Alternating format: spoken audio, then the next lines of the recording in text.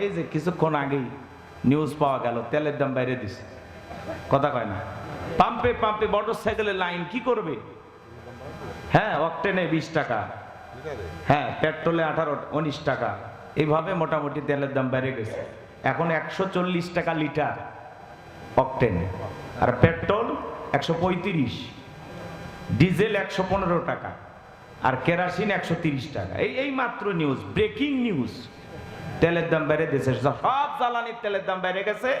আগামীকাল থেকে আর পাম্পে লাইন এমনি কমে যাবে, কথা কয় না কেন? দাম বাড়ছে না।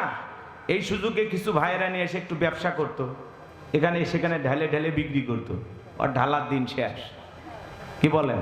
আমরা আগে থেকে বলছিলাম যে সংকট তৈরি হওয়ার আগে দাম বেড়ে দেন। রাষ্ট্রীয়ভাবে সঠিক একটা সিদ্ধান্ত না আসলে এভাবে কয়দিন চলে একটা দেশ বলেন? গতকালকে মাননীয় প্রধানমন্ত্রী তারেক রহমানকে প্রশ্ন করা হয়েছে যে তেলের এই সংকট আপনি কি বলেন? একটু সময় দেন, আমরা চেষ্টা করতেছি। এই গতকালকে প্রশ্ন করছেন প্রধানমন্ত্রীকে। আমরা তো সবাই দেখতেছি বহির্বিশ্বের যে অবস্থা, এই জন্য তেলের দাম বাড়াইছে। আমার মনে হয় আরো একটু বাড়াই দিলে তাও ভালো ছিল, অন্তত পাম্পের লাইনটা কমে যায়। কি বলেন?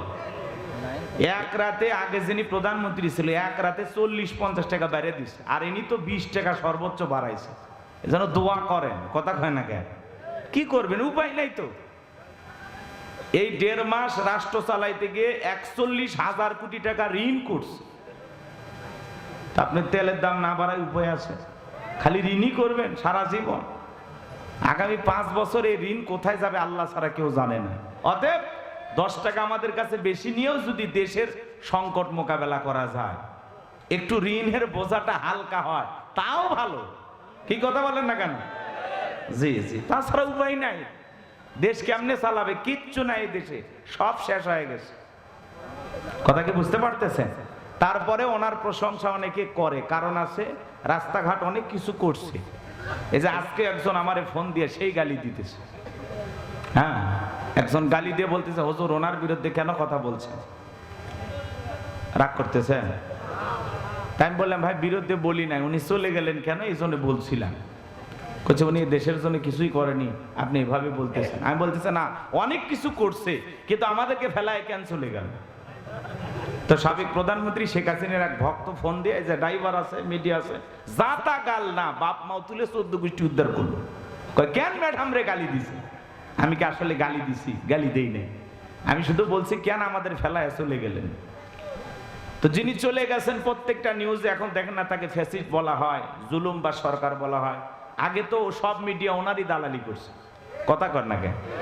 তো হাওয়া বদল হয়ে গেছে, ওই জন্য আমরাও দুই একটা কথা বলছি। কথা বোঝেন নাই মনে হয়, বলাটা স্বাভাবিক। এভাবে না ফেলায় উনি যদি পদত্যাগ করে জেলেও যাইতো, অন্তত এখনো ওনার নেতা কর্মীরা ব্যানার নিয়ে মিছিল করতো, শেখ হাসিনার মুক্তি চায়, জেলের তালা ভাঙবো, নেত্রীকে বের করে আনবো। মিছিলও হলো না, চলে যায়। কি এক বেকায়দা, মিছিলও করা যায় না। রাগ করছেন আপনারা?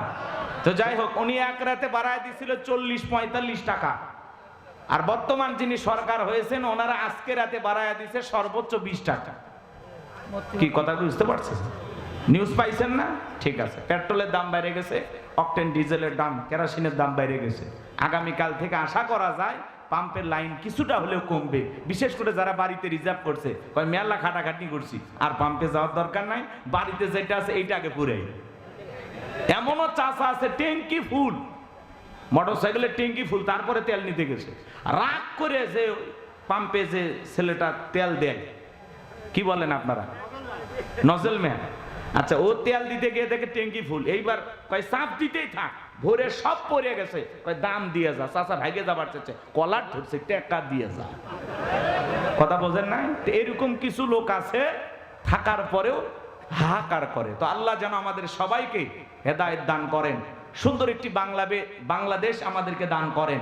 পরিবেশ পরিস্থিতি যাই আসুক, সবাই মিলে মিশে যেন একটা সুন্দর বাংলাদেশ গঠনের জন্য আমরা সবাই যেন ঐক্যবদ্ধ থাকতে পারি। আল্লাহ তৌফিক দান করুন, চিল্লা বলুন আমিন। আমার পূর্বে আলোচনা রেখে ধন্য করেছেন হযরত মাওলানা মুফতি আব্দুল্লাহ সাহেব, আল্লাহ পাক তার গোলামের কণ্ঠ দিনের জন্য কবুল করুন, চিল্লা বলুন আমিন। আরো কথা বলেছেন, আমার পাশে বসে আছেন আমার প্রিয় ভাই, আমাদের অত্যন্ত মহাব্বতের মাওলানা কবির বিন সামাদ। ইসলামী সঙ্গীত শিল্পী, আপনারা জানেন ওনার আলোচনা আমাকে নতুন করে করার দরকার নাই, সারা দেশ ওনার জন্য এখন পাগল। সেই টেকনাফ থেকে তেঁতুলিয়া, রূপসা থেকে পাতুরিয়া, কই কক্সবাজার, কই চট্টগ্রাম, কই দেশের বাইরে আল্লাহর এই গোলামকে আল্লাহ কবুল করেছেন। কথা বলেন ঠিক কিনা? এই যে আপনাদের এলাকার সন্তান, তাই না? এ পাশেই পাশের ইউনিয়নে বাড়ি হুজুর, তারপরে বক্তা আসছে, তারপরে কয় না আর একটা গান গাওয়া লাগবে। তার মানে কি মহাব্বত, কি ভালোবাসা। আর প্রবাসীদেরকে নিয়ে যে গানটা গাইলো, মায়ের যে কথাগুলো বললো, আমার চোখে পানি ছলছল করতেছিল। আমি প্রবাসী না, তারপরে মায়ের প্রতি সকল সন্তানের আবেগ আছে না নাই? তো আল্লাহ যেন ভাইয়ের কণ্ঠকে কিয়ামত পর্যন্ত কবুল করেন। চিল্লা বলেন আমিন।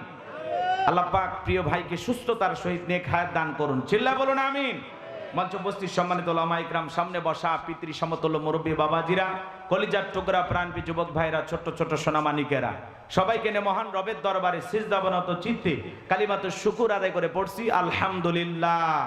বিশ্ব নবীর প্রতি দরুদ ও সালাম।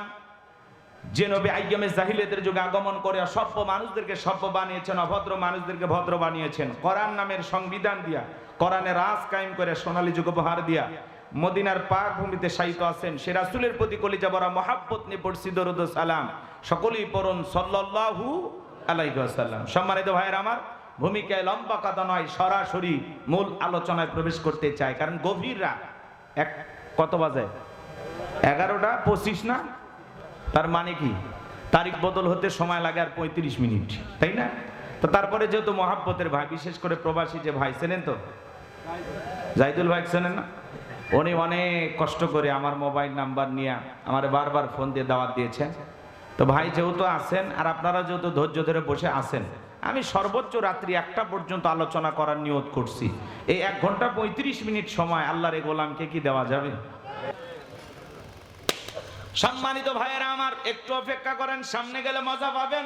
যে কথা বলতে চাচ্ছিলাম বাজার, টুপি দাড়ি থাকার পরে মুনাফিক হতে পারে, হজ করার পরে আলহাজ মুনাফিক হতে পারে। নবীর পিছনে নামাজ পড়ে লোকটা যদি মুনাফিক হয়, আপনার আমার পিছনে নামাজ পড়ে তার সাইডে বড়টা হবে। কথা বলেন ঠিক কি না? এই জন্য মুনাফিকেরা বড় কঠিন বাজান।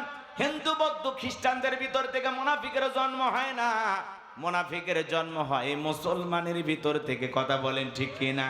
আমার বিশ্বাস যশোরের মাটিতে কোনো মুনাফিকের জায়গা নাই।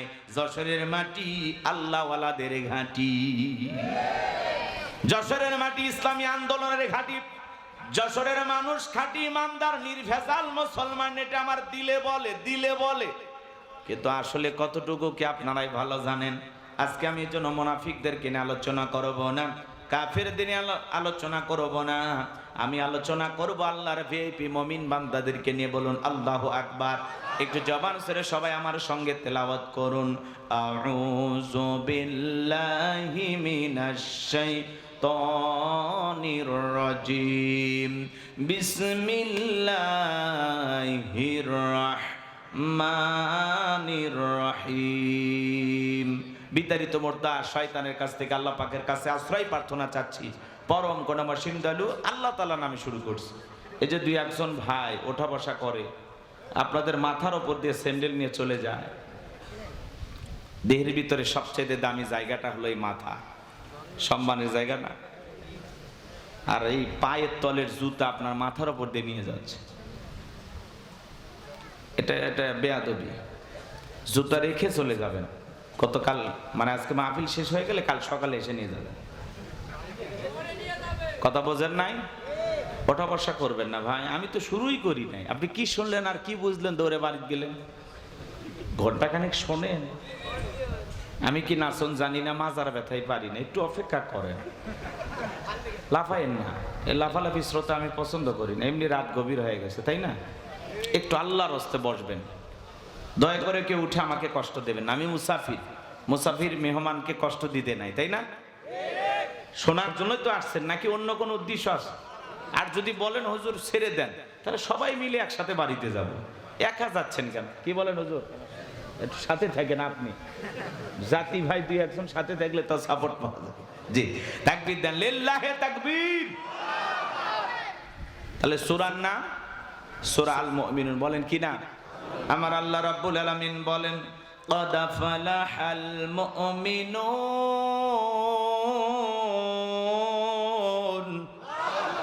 যে কোনো আয়াত বা সূরার তাফসীর করতে হলে কোন প্রেক্ষাপটে কোন সময় আল্লাহ তাআলা সেই সূরাটি বা আয়াতটি নাজিল করেছেন, সেই নাজিলের প্রেক্ষাপট জানার দরকার আছে না নাই?